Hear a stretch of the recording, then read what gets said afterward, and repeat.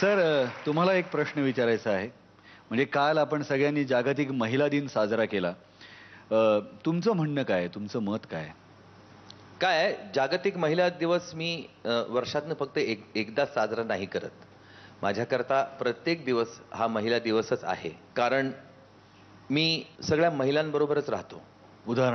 उदाहरणार्थ माझी आई, माझी बायको, माझी मुलगी आणि लग्नाच्या आधी माझी बहीण, अशा 4 बायकांबरोबर मी घरात राहायचो आणि अजूनही या 3 बायकांबरोबर राहतो. प्रत्येकाची तऱ्हा ही वेगळी आणि प्रत्येकाच्या कलेनं घ्यावं लागतं. पण मग त्या सर्व वेगवेगळ्या ज्या तऱ्हा आहेत सगळ्यांच्या, त्या सांभाळणं आणि त्यावर त्यांचा हा आग्रह असणं की आम्हा सर्वांना तुमच्या कलेने घ्यावं लागतं किंवा तुझ्या कलेने घ्यावं लागतं, हे स्टेटमेंट देतात सर्व. तर हे खोटं आहे. खोटं आहे. मलाच सर्वांच्या कलेनं घ्यावं लागतं आणि त्याची आता मला सवय झालेली आहे. पण आईकडनं जी काय कला मला साध्य झालेली आहे ती माझ्या आईमुळेच झालेली आहे असं मला वाटतं. त्यामुळे तिच्या कलेनं घेणं म्हणजे मी अशा प्रकारे म्हणू शकतो. वा वा वा. माझी आई या जगातली सर्वात सुंदर स्त्री आहे असं मला वाटतं. ओ हो हो. ती माझं सर्वस्व आहे. तिच्यावरती मी खूप प्रेम करतो आणि त्यात मी फारसं काही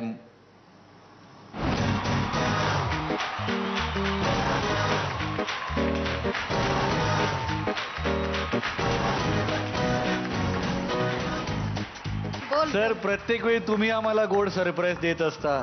आम्ही सर्वांनी ठरवलं की आज आम्ही तुम्हाला हे गोड सरप्राईज देणार आहोत. जोरदार टाळ्यांनी स्वागत करूया आपल्या महागुरूंच्या पहिल्या गुरु आणि त्यांच्या आयुष्यातली पहिली अप्सरा. मला मला काय बोलावं सुचत नाहीये. एकदम इमोशनल करून टाकलं सर्वांनी मला. मी काय त्याचे गुरु असणार, तो आता महागुरु झालेला आहे आपल्या कर्तृत्वाने. नाही नाही, मी काही नाही ग. तू मला घडवलंयस आणि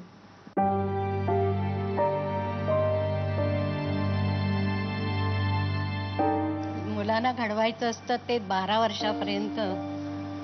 पण मोठा झाल्यानंतर त्याने एक वाक्य माझ्याशी बोलला की आई, तुझं मान खाली जाईल असं मी काहीही करणार नाही. आणि त्याने आत्तापर्यंत तेच त्यांनी केलेलं आहे. ह्याचा मला अभिमान आहे.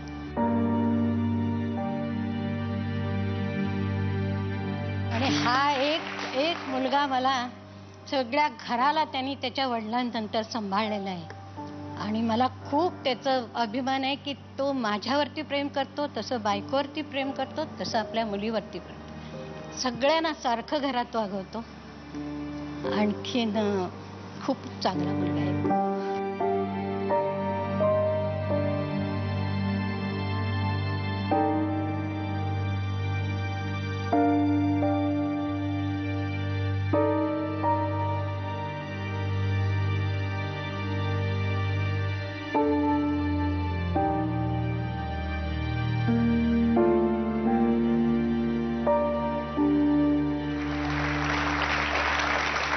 आई माझी नेहमी म्हणते की अरे, परमेश्वराने तुला सगळं दिलं, तू मेहनत करतोस त्यामुळे तुला दिलं.